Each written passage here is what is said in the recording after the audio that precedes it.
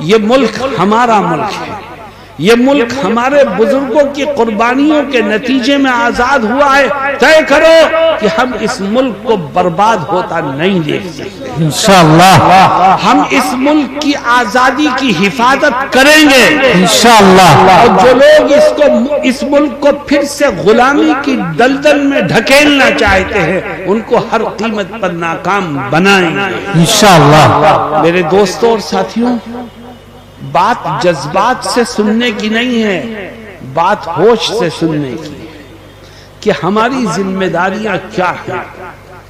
ہمارے بزرگوں نے ہمیں یہ پیغام دیا کہ ملک چلے گا تو قومی یکجہتی سے چلے گا، ملک چلے گا تو ہندو اور مسلمان کے اتفاق و اتحاد سے چلے گا۔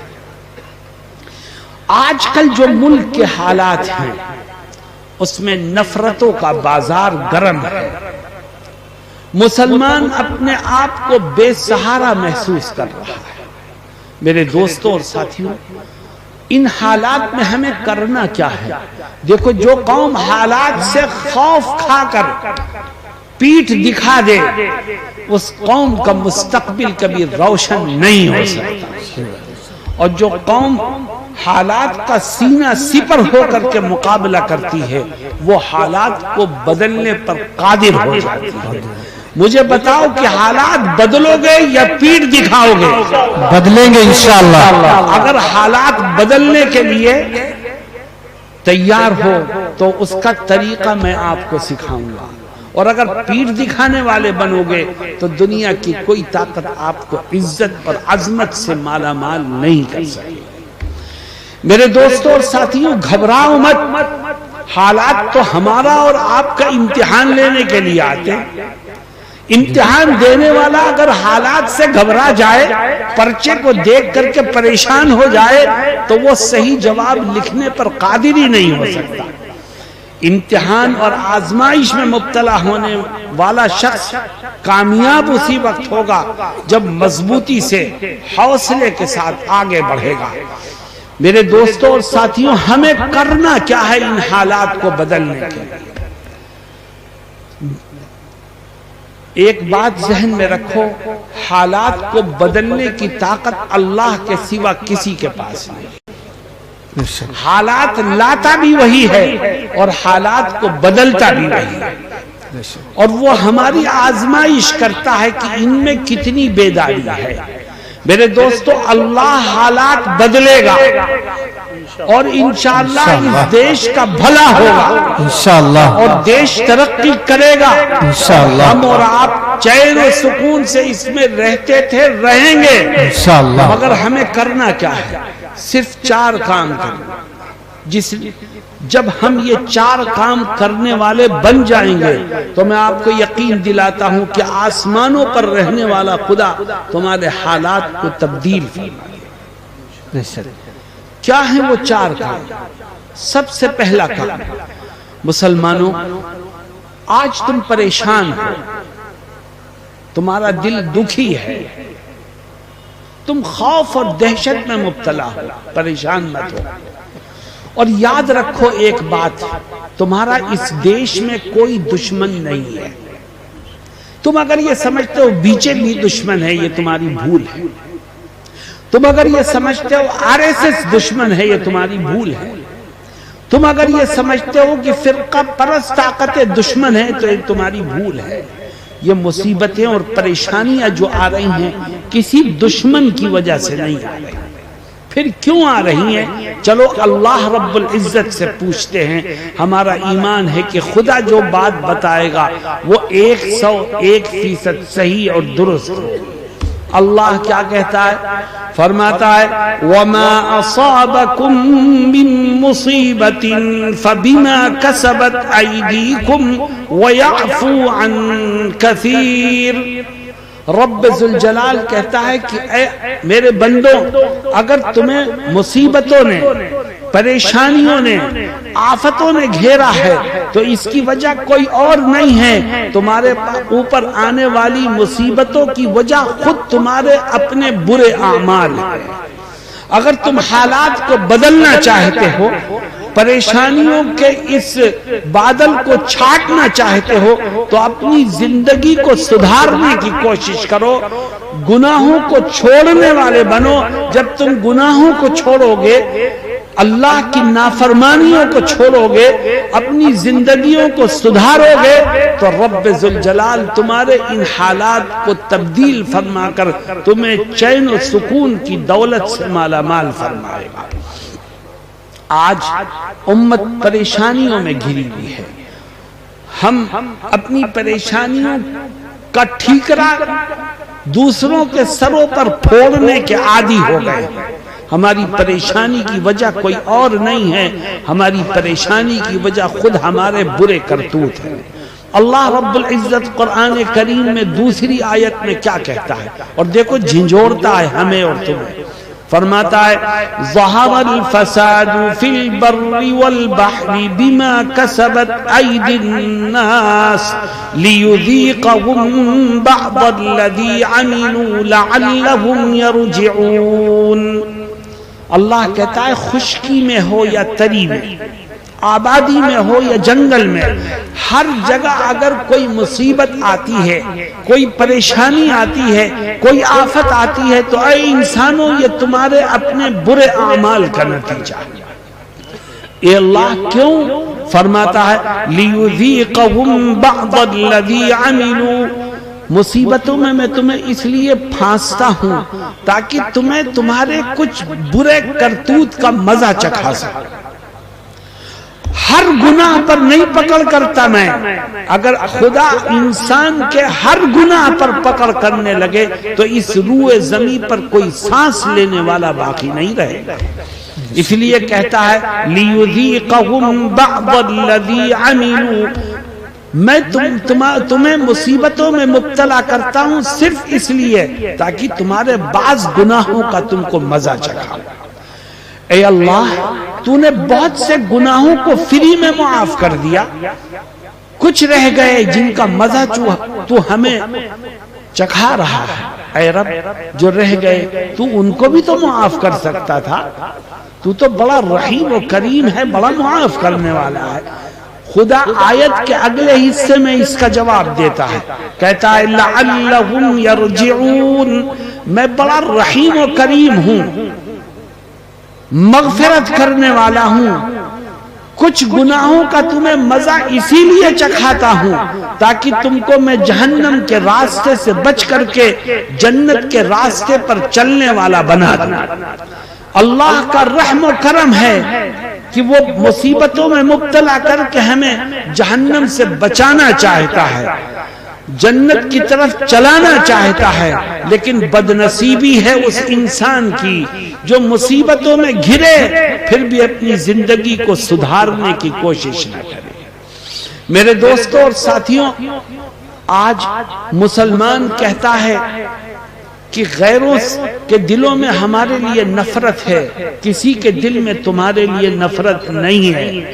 میں پوری گارنٹی اور یقین کے ساتھ کہتا ہوں کہ لوگ اگر آج نفرت کر رہے ہیں تو ہم سے نہیں کر رہے، ہمارے برے کردار سے کر رہے ہیں، ہم سے نہیں کر رہے، ہمارے برے کیریکٹر سے کر رہے ہیں، ہم سے نہیں کر رہے، ہمارے برے اخلاق سے کر رہے ہیں۔ ہم اپنے اخلاق کو سدھاریں، اپنے کیریکٹر کو سدھاریں، اپنے کردار کو سدھاریں، تو میں تمہیں یقین دلاتا ہوں تمہارا دشمن بھی تمہارا دوست بن جائے گا۔ حضرت محمد مصطفیٰ صلی اللہ علیہ وسلم نے سب سے پہلے اس روئے زمین پر اس امت کو دعوت دیتے ہوئے قومی یکجہتی کا پیغام دیا تھا، اور میں آپ کی ایک حدیث سناتا ہوں، دیکھو وہ قومی یکجہتی سے ہی متعلق، اور آقا نے اس میں کردار کو سدھارنے کی بات کہی ہے۔ تو بہت بڑا نمازی ہے، اپنے گھر کا نمازی ہوگا، تیری نماز سے دوسرے متاثر نہیں ہوں گے۔ تو ہر رمضان میں پورے مہینے کا روزہ رکھتا ہے، رکھ روزہ، لیکن تیرے اس عمل سے کوئی دوسرا متاثر نہیں ہوگا۔ تو نے ایک نہیں 100 حج کر لیے، بہت اچھی بات ہے، خدا توفیق دے اور حج کر، لیکن تیرے حج سے کوئی اور متاثر نہیں ہوگا۔ آقا فرماتے ہیں من سرہ ان یحب اللہ ورسولہ او یحبہ اللہ ورسولہ فلیصدق حدیثہ اذا حدث ولیؤد امانتہ اذا اؤتمن ولیحسن جار من جاورہ۔ میرے دوستو یاد رکھو، اسلام جبر و ظلم سے نہیں پھیلا، اسلام زور زبردستی سے نہیں پھیلا، اسلام پھیلا ہے تو بہترین اخلاق اور عمدہ کیریکٹر سے پھیلا ہے۔ آج مسلمان نے اسلام کی اس تعلیم کو چھوڑ دیا ہے، لوگ ہم سے نہیں ہمارے خراب کردار سے نفرت کرنے لگے۔ حضرت محمد مصطفیٰ صلی اللہ علیہ وسلم کہتے ہیں کہ جو اللہ سے اور اس کے رسول سے محبت کرنا چاہتا ہے وہ اپنے اندر 3 خوبیوں کو پیدا کرے، اپنے کیریکٹر اور کردار کو سنوارے۔ دیکھو یہاں نماز کا ذکر نہیں، روزے کا ذکر نہیں، حج کا ذکر نہیں، زکوٰۃ کا ذکر نہیں، کیونکہ اس سے کوئی دوسرا آپ کو دیکھ کر متاثر نہیں ہوگا، کوئی دوسرا انسان اگر متاثر ہوگا تو آپ کے اخلاق اور کردار سے۔ کیا فرماتے ہیں؟ کہتے ہیں جو خدا اور اس کے رسول سے محبت کرنا چاہتا ہے وہ 3 خوبیاں اپنے اندر پیدا کرے۔ پہلی خوبی فَلْيَصْدُقْ حَدِيثَهُ إِذَا حَدَّثَ، پہلی خوبی یہ کہ اس بات کو طے کر لے کہ زندگی کے آخری سانس تک جب بھی بولوں گا تو ہمیشہ سچ بولوں گا۔ میرے سامنے مسلمان ہوگا میں اس سے بھی سچ بولوں گا، ہندو ہوگا اس سے بھی سچ بولوں گا، سکھ ہوگا اس سے بھی سچ بولوں گا، عیسائی ہوگا جو بھی میرے سامنے آئے گا، جس سے بھی میرا معاملہ پڑے گا میں ہمیشہ سچ بولوں گا۔ دوستوں میں آپ سے پوچھتا ہوں، جب ہم ہندو سے، سکھ سے، عیسائی سے، مسلمان سے، ہر ایک سے ہمیشہ سچ بولیں گے تو بتاؤ لوگوں کے دلوں میں ہماری محبت بیٹھے گی کہ نہیں بیٹھے گی؟ جھوٹ سے نفرت لوگ کرتے ہیں اور جھوٹے سے بھی کرتے ہیں۔ انسان جب جھوٹ بولے گا تو پرائے اور غیر تو غیر ہیں، اپنے لوگ بھی اس سے نفرت کرنے لگیں گے۔ آج مسلمان اپنے اخلاق کو، کردار کو خراب کر چکا ہے اور لوگ یہ کہنے لگے ہیں کہ مسلمان جھوٹ بولتا ہے، مسلمان وعدہ خلافی کرتا ہے، مسلمان بے ایمانی کرتا ہے۔ ہمارے کردار کی خرابی کی وجہ سے لوگ ہم سے نفرت اور عداوت میں مبتلا ہو گئے ہیں۔ قومی یکجہتی کا سب سے پہلا پیغام یہ ہے کہ اے مسلمانوں اپنے دامن کو گناہوں سے بچاؤ، اپنے کردار کو اچھا بنانے کی کوشش کرو۔ آؤ ہم طے کرتے ہیں کہ ہم ہر گناہ سے بچنے کی کوشش کریں گے انشاءاللہ، اور انشاءاللہ زندگی کے آخری سانس تک جب بھی بولیں گے تو سچ بولیں گے انشاءاللہ۔ سچ تمہیں عزت دے گا۔ اللہ کے نبی صلی اللہ علیہ وسلم فرماتے ہیں الصدق ینجی والکذب یہلک، کہ سچائی انسان کو نجات دیتی ہے اور جھوٹ انسان کو ہلاکت میں مبتلا کر دیتا ہے۔ یہی ہندوستان ہے۔ اب سے 30 سال پہلے، 40 سال پہلے ہمارے بڑوں نے سچائی کے دامن کو جب مضبوطی سے تھام رکھا تھا تو مجھے یاد ہے اپنے بچپن کے واقعات کہ کسی سرکاری محکمے میں ایک مسلمان ہے، اس کے چاروں طرف بیٹھنے والے ہندو ہیں۔ ان ہندو بھائیوں میں کسی بات پہ جھگڑا ہوتا تو وہ اپنے جھگڑے کا فیصلہ کرانے کے لیے اس مسلمان کے پاس آتے اور ان کا یقین تھا کہ یہ میاں جی جو بولیں گے وہ سچ بولیں گے، جو فیصلہ کریں گے وہ سچائی کا فیصلہ ہوگا۔ آج میاں جی پیسوں میں بکنے لگے ہیں تو بتاؤ لوگوں کے دلوں میں نفرت پیدا ہوگی کہ نہیں؟ میرے دوستو ہمیں اپنے گریبان میں جھانکنا ہے، تبھی ہمارا مستقبل روشن ہو سکتا ہے، کیونکہ دلوں کو بدلنے والی ذات تو اللہ کی ہے۔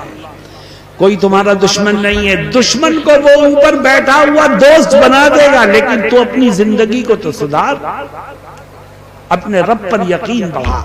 دوسری خوبی فرماتے ہیں وَلْيُؤَدِّ أَمَانَتَهُ إِذَا اؤْتُمِنَ، اگر تم اللہ اور اس کے رسول سے محبت کرنا چاہتے ہو تو ایک بات طے کر لو.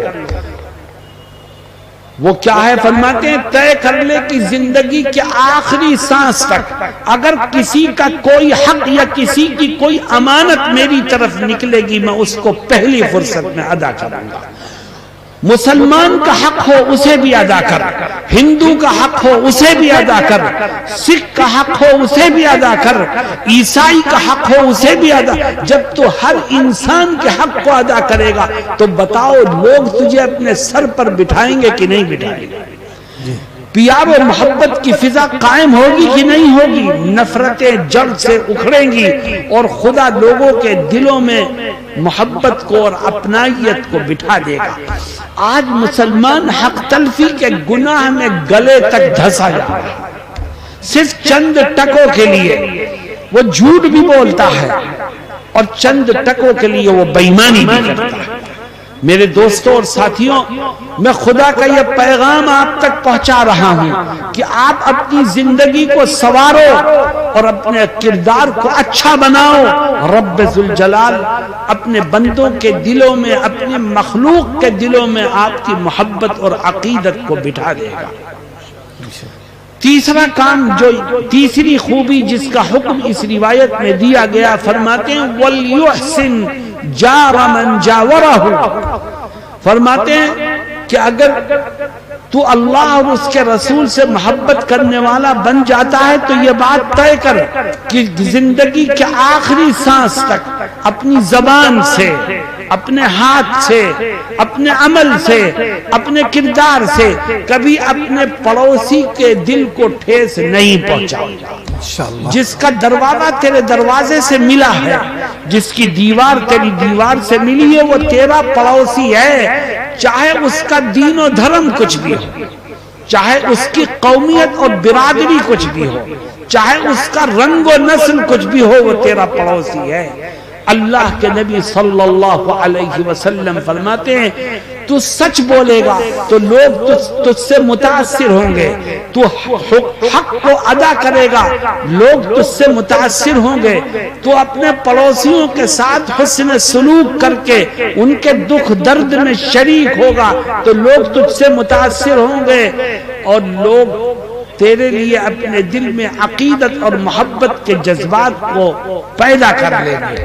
میرے دوستوں اور ساتھیوں، میں نے کہا تھا کہ اگر حالات کو تبدیل کرنا چاہتے ہو اور یہ چاہتے ہو کہ خدا تمہاری مدد کرے اور یہ حالات بدل جائے تو 4 کام کرو. پہلا کام یہ ہے کہ ہر گناہ کو چھوڑو اور نبی کریم صلی اللہ علیہ وسلم نے جو 3 خوبیاں اپنانے کا حکم دیا ہے ان کو دل و دماغ میں بٹھاؤ. آؤ آج سے ہم طے کرتے ہیں کہ انشاءاللہ زندگی کے آخری سانس تک جب بھی بولیں گے ہمیشہ سچ بولیں گے انشاءاللہ اور جھوٹ سے اپنے دامن کو بچائیں گے. طے کرو کہ زندگی کے آخری سانس تک کسی کا بھی کوئی حق ہماری طرف نکلے گا ہم اس کو پہلی فرصت میں ادا کریں گے انشاءاللہ. طے کرو کہ انشاءاللہ زندگی کے آخری سانس تک اپنے ہر پڑوسی کے ساتھ حسن سلوک کریں گے انشاءاللہ. میرے دوستو یہ پہلا کام ہے. دوسرا کام، اگر یہ چاہتے ہو کہ حالات تبدیل ہو جائیں اور اللہ رب العزت تمہارے لیے امن چین و سکون کے ماحول کو سازگار کر دے تو ایک دوسرا کام بھی کر. اور وہ دوسرا کام کیا ہے مسلمانوں؟ وہ دوسرا کام یہ ہے کہ آج سے طے کر لو کہ ہم اپنے برادران وطن ہندو بھائیوں کے ساتھ گلی گلی کوچے کوچے جہاں جہاں ہم رہتے ہیں اپنے ہندو بھائیوں کو اپنے سینے سے لگا کر نفرت کی اس دیوار کو ڈھانے کی کوشش کریں انشاءاللہ. یہ قومی یکجہتی کا پیغام ہے کہ تم محبت کے دیے کو روشن کرو انشاءاللہ. الفت کے گیت گاؤ، اور جن لوگوں نے نفرت کی دیواریں کھڑی کی ہیں ان کے مقابلے کے لیے آگے آؤ، لیکن نفرت کا مقابلہ نفرت سے نہیں ہو سکتا۔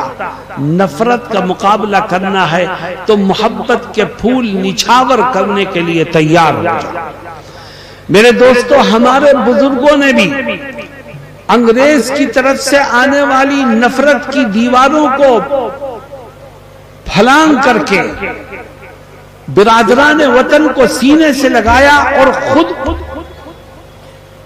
حالانکہ حل میدان میں خود ان سے آگے تھے، لیکن پھر بھی ان کو آگے کیا، خود پیچھے ہو گئے، تاکہ مل بیٹھنے میں اور مل جل کے کام کرنے میں کسی طرح کی رکاوٹ پیدا نہ ہو، اور جو لوگ نفرت پھیلانا چاہتے ہیں وہ ناکام رہے۔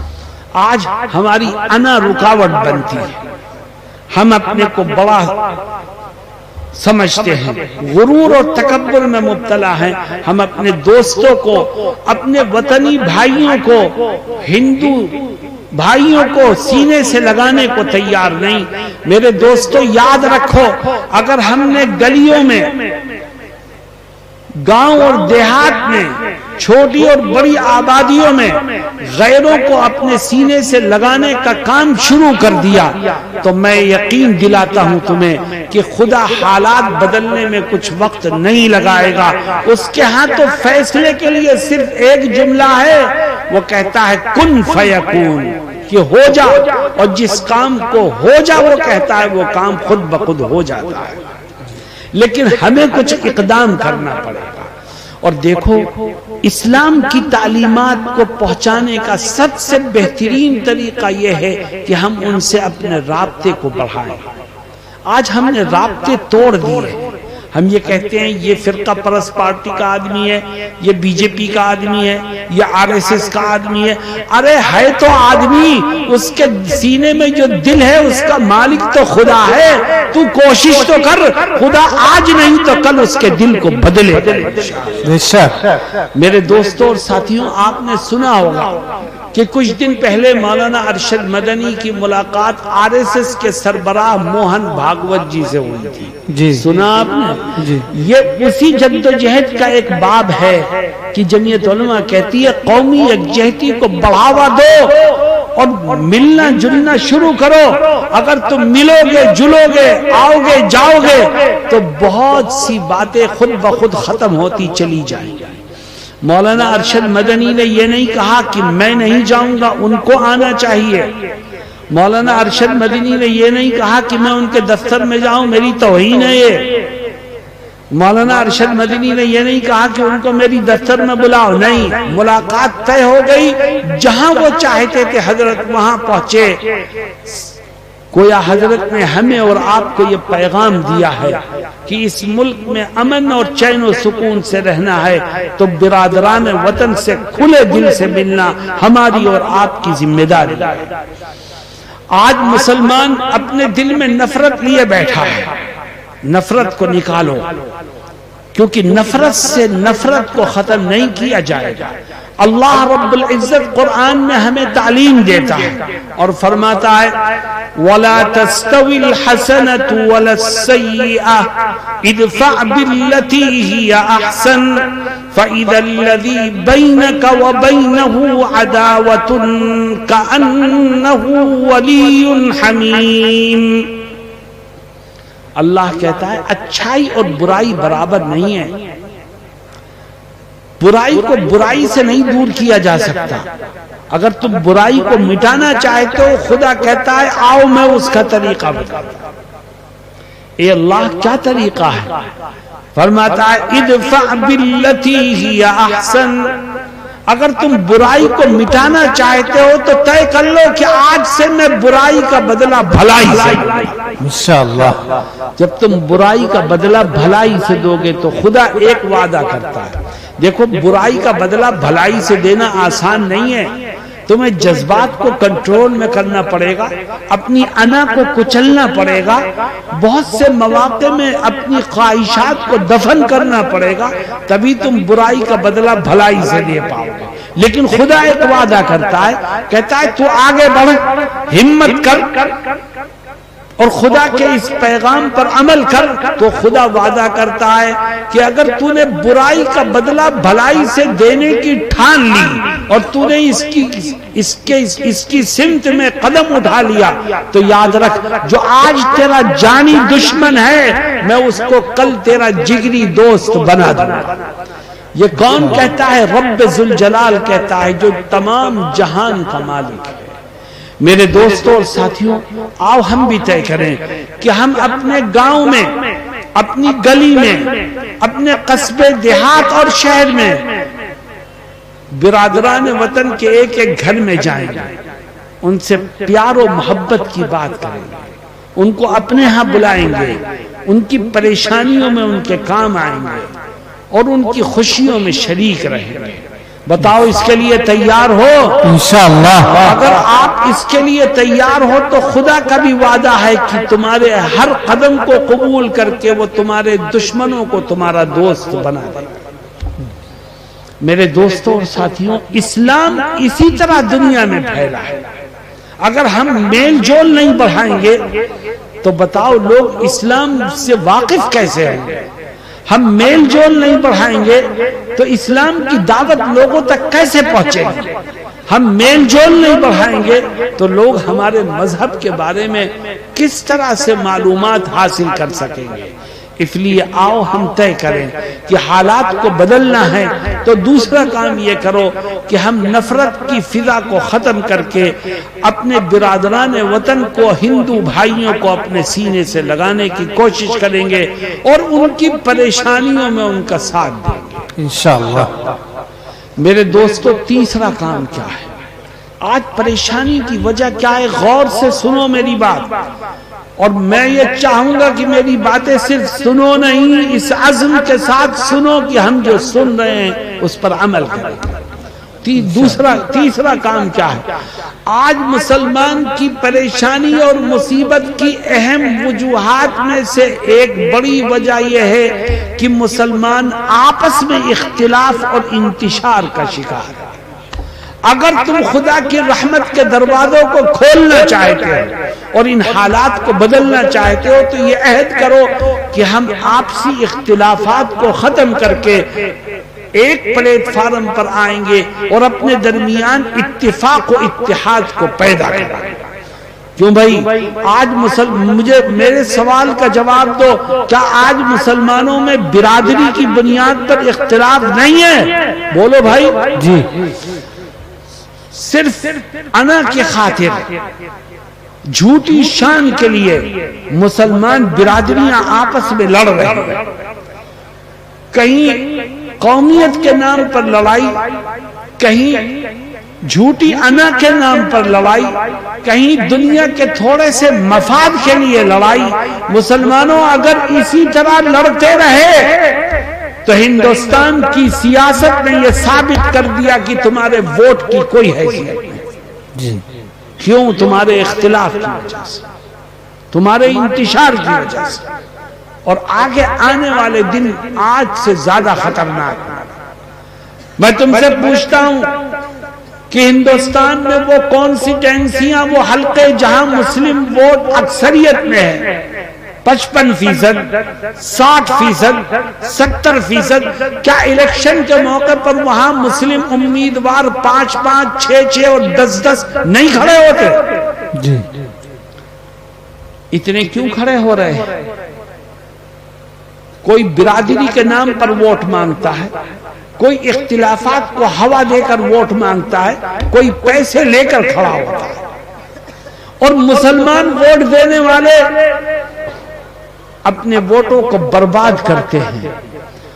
وہ امیدوار، وہ قوم جس کے ووٹ 70% ہیں، 60% ہیں، ان کا امیدوار ہار جاتا ہے اور وہ امیدوار سیٹ نکال کے چلا جاتا ہے جس کے ووٹر صرف 30-35% ہوتے ہیں. کیوں؟ آپ اپنے انتشار کی وجہ سے، اختلاف کی وجہ سے آپ نے اپنے ووٹوں کو بے حیثیت اور بے قیمت کر دیا.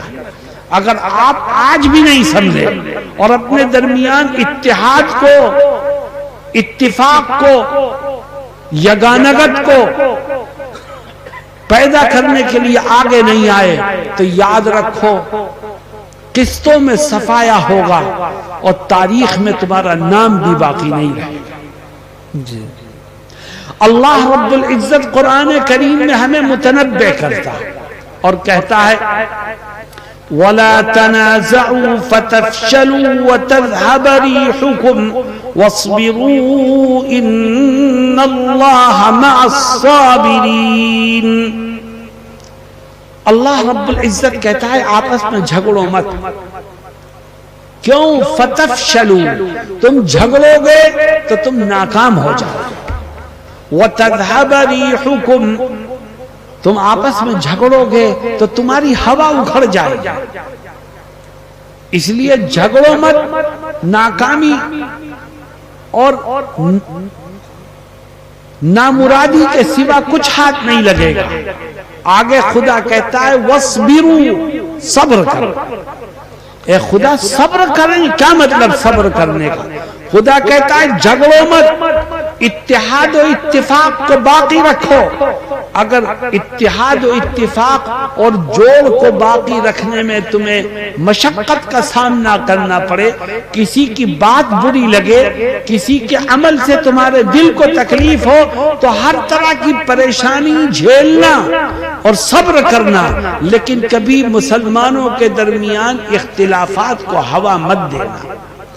ان اللہ مع الصابرین، تم پریشانیوں پر صبر کرو گے اور اختلاف پیدا نہیں ہونے دو گے تو ہر قدم پر تمہیں اپنے رب کا ساتھ اور مدد اس کی ملتی رہے. مسلمانوں آؤ ہم بھی طے کریں کہ ہم اپنے گاؤں میں، اپنے حلقوں میں، اپنے ضلع میں ہر طرح کا اختلاف اپنے درمیان سے ختم کریں. انشاءاللہ. کیوں بھائی کرو گے؟ انشاءاللہ. یہاں جتنا مجمع بیٹھا ہے میں ان سے درخواست کروں گا کہ اگر آپس میں کسی کا کوئی اختلاف ہو تو یہاں سے جا کے سب سے پہلے اس کے گھر جائے اور جا کے کہے بھائی ہم بیان سن کے آئے، آج سے اختلاف ختم، ہم سب ایک ہو جاؤ تو اللہ تمہارے وزن کو بڑھا دے. اور اگر تم نے اپنے آپ کو ایک نہیں کیا تو یاد رکھو علاوہ ذلتوں کے کچھ حاصل نہیں. وَلَا تَنَازَعُوا فَتَفْشَلُوا وَتَذْهَبَ رِيحُكُمْ وَاصْبِرُوا إِنَّ اللَّهَ مَعَ الصَّابِرِينَ. میرے دوستوں اور ساتھیوں، آخری چیز، میں رات بھر بولتا رہوں تم رات بھر سنتے رہو، اس سے تو کچھ فائدہ نہیں. فائدہ تو اس وقت ہوگا جب جو سنا ہے اس پر عمل کرو. آخری چیز دوستوں اور ساتھیوں، پہلی چیز یہ کہ گناہوں سے بچو، اپنے اندر خوبیوں کو پیدا کرو، اپنے کردار اور کیریکٹر کو اچھا بناؤ. دوسری چیز یہ کہ اپنے برادران وطن سے آگے بڑھ کر کے دوستی کا ہاتھ بڑھاؤ اور انہیں اپنے سینے سے لگاؤ. تیسرا کام یہ کہ آپسی اختلافات کو دور کر کے مسلمانوں میں اتحاد و اتفاق کو پیدا کرو. اور تیسرا کام، چوتھا کام، میرے دوستو، اگر حالات کو بدلنا چاہتے ہو تو ایک چوتھی ذمہ داری بھی تمہارے رب نے تمہیں دی ہے، تمہارے نبی نے تمہیں دی ہے. اور وہ چوتھی ذمہ داری یہ ہے کہ تم گاؤں گاؤں، محلے محلے، آبادی در آبادی نوجوانوں کے گروپ بناؤ. 10 آدمی ہوں اس میں، 12 آدمی ہوں اس میں، 15 آدمی ہوں، نوجوانوں کے گروپ بناؤ اور ان نوجوانوں کو یہ بات سکھاؤ کہ تمہاری ذمہ داری ہے کہ تم اللہ کے مخلوق کی خدمت کرو. خدمت خلق کا جذبہ ان کے دلوں میں ڈالو. جمعیت کا یہ پیغام ہے. تم نے اگر ہر جگہ کمیٹی بنا کر کے نوجوانوں کو خدمت خلق کے لیے تیار کیا اور ان سے اس بات کا عہد لیا کہ ہر ضرورت مند کی خدمت کرنا، چاہے وہ ہندو ہو، چاہے مسلمان ہو، چاہے سکھ ہو چاہے عیسائی ہو، ہر پریشان حال کی خدمت کرو، ہر ضرورت مند کے کام آؤ، ہر مظلوم کی مدد کرو۔ اگر آپ نے اپنے اندر ایسے افراد پیدا کر لیے اور آپ اس کام کے لیے سامنے آ گئے تو میں آپ کو یقین دلاتا ہوں کہ نفرت کی فضا محبت میں بدل جائے۔ آج ہم نے خدمت خلق کا کام چھوڑ دیا ہے اور خدمت خلق کے کاموں کو دنیا کی دوسری قوموں نے لے لیا۔ حضرت نبی کریم صلی اللہ علیہ وسلم خدمت خلق کی اہمیت کو بیان کرتے ہوئے فرماتے ہیں، اور علماء کیا کہتے ہیں پہلے وہ سنو۔ علماء کہتے ہیں تجھے وقت ملا تو نے نفل کی نماز کی نیت باندھ لی، دوسری طرف ایک پریشان حال ہے وہ تجھے فون کرتا ہے کہتا ہے میری مدد کرو آ کر، تو نفل پڑھنا چاہتا ہے وہ تجھے اپنی مدد کے لیے بلانا چاہتا ہے۔ اللہ کے بندے کیا کہتے ہیں، علماء اور اہل اللہ کیا کہتے ہیں؟ کہتے ہیں حدیث شریف سے یہ بات ثابت ہے کہ اللہ کی کسی مخلوق کی مدد کرنا اس کا اجر و ثواب نفلی نماز کے اجر و ثواب سے بڑھ کر ہے۔ نبی کریم صلی اللہ علیہ وسلم ایک حدیث شریف میں ارشاد فرماتے ہیں کہ من نفس عن مؤمن کربة من کرب الدنیا نفس اللہ عنہ کربة من کرب یوم القیامہ، کہ جو شخص کسی مومن کسی انسان کی پریشانیوں میں دنیا میں اس کی مدد کرے گا تو اس کو یہ یقین رکھنا چاہیے کہ کل قیامت کے دن میدان محشر کی پریشانیوں میں خدا اس کی مدد فرمائے گا۔ میرے دوستوں اور ساتھیوں، خدمت خلق کا کام اتنا عظیم کام ہے کہ اس سے خدا کی رحمت کے دروازے کھل جاتے ہیں۔ تو نے کسی کے کام کو کیا، اس نے دل سے تجھے دعا دی، تو یاد رکھ جس پریشان حال انسان کے دل سے تیرے لیے دعا نکلی ہے یہ دعا دونوں جہان میں تیرے کام آنے والی ہے۔ اللہ رب العزت کو اپنے بندوں سے بڑا پیار ہے۔ کوئی بندہ پریشانی میں پڑا ہوا ہے اور تو نے اس کی جا کے مدد کر دی تو کیا انجام ہوگا تیرا؟ اللہ کے نبی علیہ السلام فرماتے ہیں الخلق عیال اللہ، یہ ساری مخلوق چاہے ہندو ہے سکھ ہے عیسائی ہے مسلمان ہے، سمجھو سب اللہ کے گھر والے ہیں۔ میں تم سے پوچھتا ہوں میرے گھر والے میں سے کوئی مصیبت زدہ ہو اور تم میں سے کوئی اس کی مدد کر دے تو مجھے خوشی ہوگی کہ نہیں ہوگی؟ اللہ کہتا ہے ساری مخلوق میرے گھر والے ہیں۔ جب اللہ کی ساری مخلوق اس کے گھر والے ہیں تو ان میں سے کوئی پریشان ہو اور ہم اس کی مدد کریں تو بتاؤ خدا کی رضا ہمیں حاصل ہوگی کہ نہیں؟ میرے دوستوں اور ساتھیوں، بات کو سمجھنے کی کوشش کرو۔ آج مسلمان جذبات میں آ کے الٹی سیدھی بکواس کرتا ہے۔